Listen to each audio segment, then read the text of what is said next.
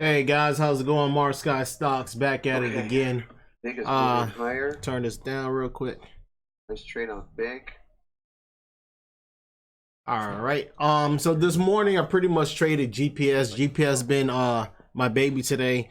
Um, so as you guys all know, I've been pretty much trading earnings lately, and GPS is an earning play again. And the reason why I was trading this one, if let's go ahead and zoom out of this so we can see the bigger picture. So what happened was GPS pretty much missed on their earnings, and if I'm not mistaken, also had downside guidance on it. So one of the things that AJ is who I trade with in Awesome Calls, we talked about this yesterday, was he wanted me to dig deeper into the numbers. So I pretty much read deeper into the numbers so it can help me gauge on how to take size, if I wanted to play with bigger size, smaller size, and give me a little bit more confidence on the trade where I'm not just relying solely on the charts. It can give me more conviction on how I want to take the trade. So this morning pre-market, a couple of traders was watching this one. What I was watching on it, and I pretty much mentioned these levels pre-market, was 1745, 1762, and 1775. Prior support and resistance. So today, out of the gate, I pretty much scaled in short. I wanted to get it. I wasn't like confidence on it because it wasn't breaking right here. So I took 50 shares short here, and I was looking for a pull. If I did get the pull, I was okay with it because I knew once 17 broke, we had some nice downside.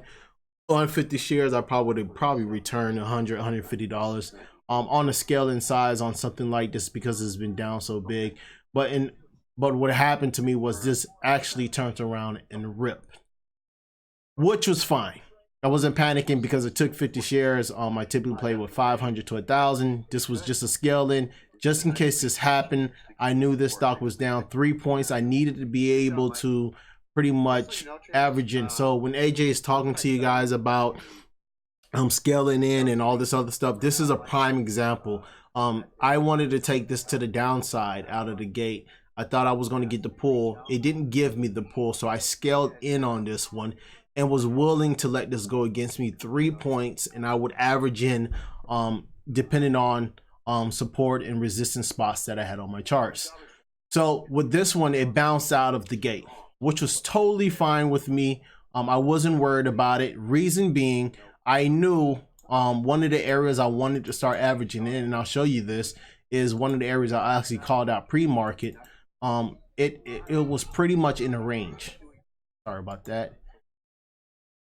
I knew that guidance was down, bad earnings, so I wasn't worried about just completely ripping my head off. So if you look here, look where it bounced at pre-market, right?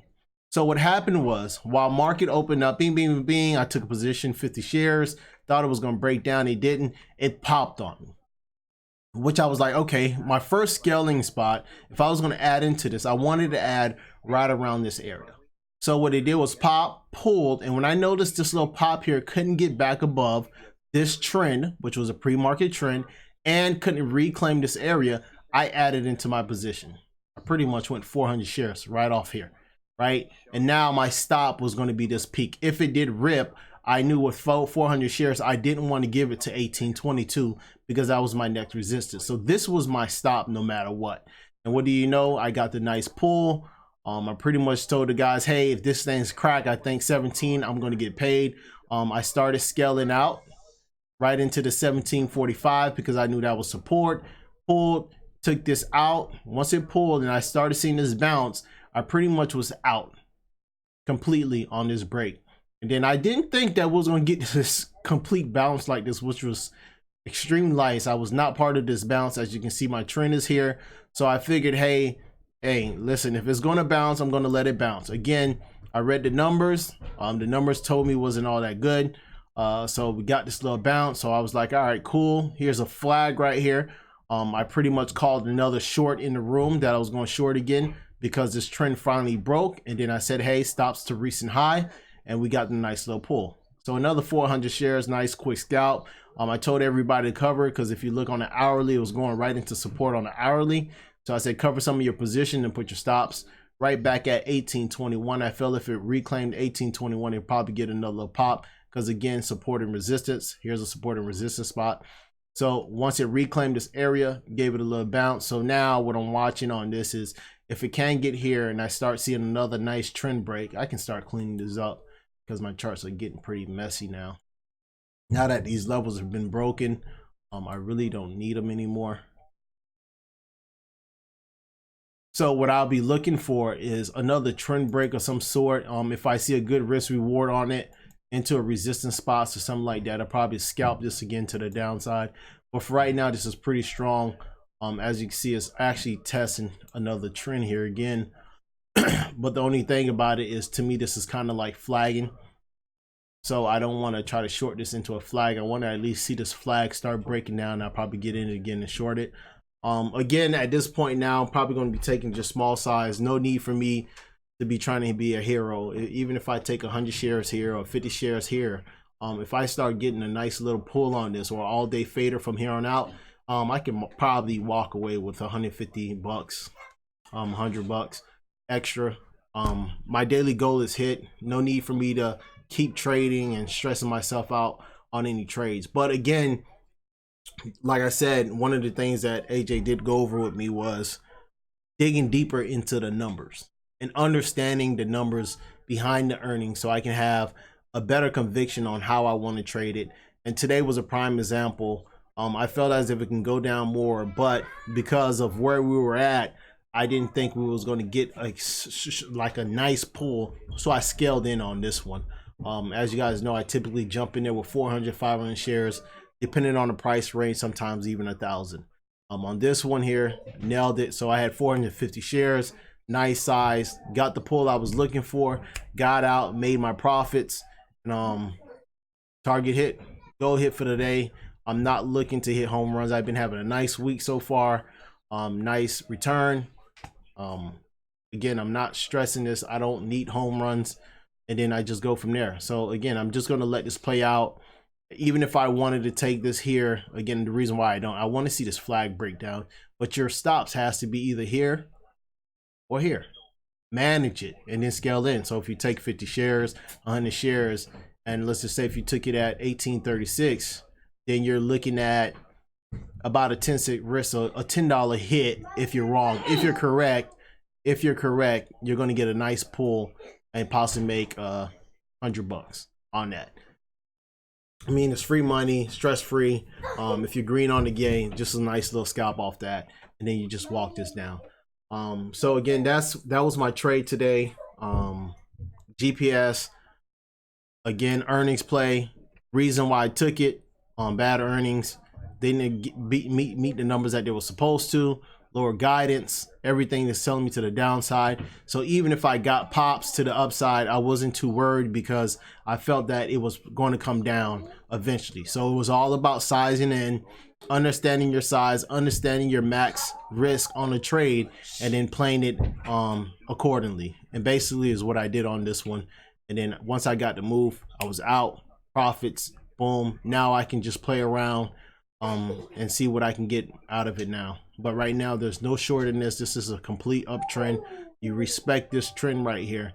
And if you try to break it down, wait till the breakdown, it shows you tight risk on it, tight stops, and then take it down. Look at this popping. If this does pop, we'll get a push. If not, we get a pull. So that's what I'll look on it. But again, great morning.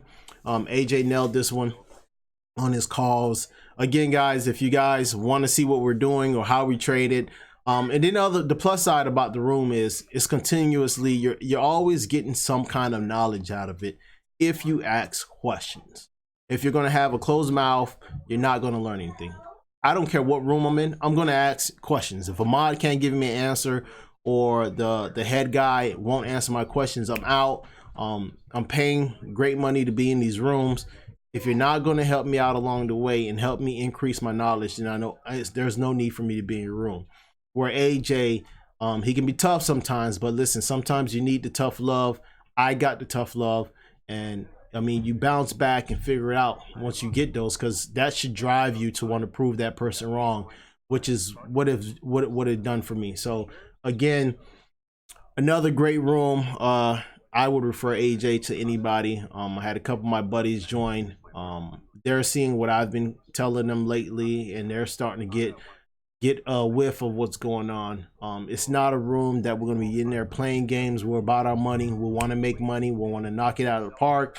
We want to make sure that you're being guided correctly. So again, guys, if you want to know about more about AJ Room, you want to join us, if you look below, there's going to be a link where I'm going to mention AJ's Room, whatever I typically say on it, and you just click that link and pay the monthly subscription, and then you go from there. Test it out, give it a monthly. It's going to take some time. Don't expect to come in if you're new to trading. Listen, I'm being honest, new to trading, you're expecting to come in and make thousands of dollars right out the gate. It's not going to happen. I don't care what room you join, unless you luck up and hit one of these stocks that's just ripping out of the gate. You slap some money on the table and boom, it runs. Then yes, but for the most part, it's not going to happen. It's more of get in there, start soaking up the knowledge, take small positions, and go from there. There's a trader in there. He's trading with a small account, Ali. He's knocking it out the park. He's doing a hell of a job, and he just trades with a small account. So again, it can be done. It's just you have to be patient. You have to learn. You have to take the knowledge in, and then the big part about it is you have to pull the trigger, right? I don't care if you do 20 shares, 50 shares, 30 shares. At the end of the day, if that trade goes green, you're making money. You can pay bills with that. However you want to look at it, it's money in your account. And if you continue to do that, that will grow. Ali is being a perfect example of that, where he's just taking sometimes 40 bucks on a day, 50 bucks, and then one day he nails 600, right? And then he goes back and nails 30, 20, and then the next day he nails 800 bucks. So it just shows you don't have to hit the home runs daily to make great profits, right? As long as you're scaling in, you're living to see another day, and you can do it. Anybody can do it. It's just you have to be patient, willing to learn, and be open-minded, right? Take from everybody. I sure do. When Janny speaks, I'm looking at why he's doing certain thing. Dark Side gets on mic, I'm looking at why he's taking trades, why he's not taking trades, because I'm always trying to learn something from other traders. And the other mind frame you got to have is there's all types of traders. You have AJ who trades off a blank canvas. How he does it, I have no clue. Not trying to figure it out. I can't figure it out. Hey, that's his style, but if that can be your style, then you learn from AJ, figure out why he's doing what he's doing, and then you go from there. You have other technical traders, what they use, figure out why they're using it, how they use it, and you have to ask these questions, and that's how you improve your trading skills. And then again, AJ's extremely knowledgeable with the news, the reason behind the trade, and I'm here to soak it up.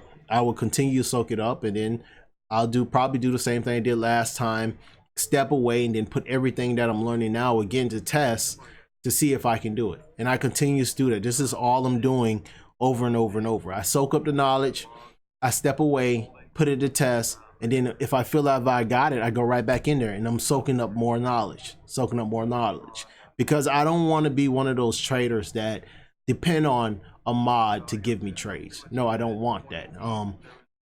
I like to fish for my own trades. Exactly, GPS was one that I fished for yesterday. I read it, I brought it in the room. AJ had it on his list. I compared what AJ had and what I had, and I took a trade off of it. You know what I mean? I had Big, I had Uber, I had Yex. I had a couple of trades that I fished on my own. But again, I just want to be able to see if I can see the same direction of someone who's been doing it for 10 plus years and nail it and have the same mind frame. That's what I'm trying to accomplish. Can I go elsewhere and trade? Yes, I probably can. Do I want to? No, because I haven't found a room where I'm getting continuous knowledge and I'm getting tested off of what I know already. So again, guys, if you want to join it, this is the room. The link will be below. Feel free to reach out. We're going into a weekend. Green all week, every day this week. Ecstatic, happy. I didn't have any hiccups to where it hurt me. So that's a blessing. But again, I don't have much to say. I take 1 or 2 trades a day, make my money, and I'm out. Today I just stuck around. The kids are home, played around with them a little bit, and that was it. So again, guys, if you have any questions, feel free to reach out.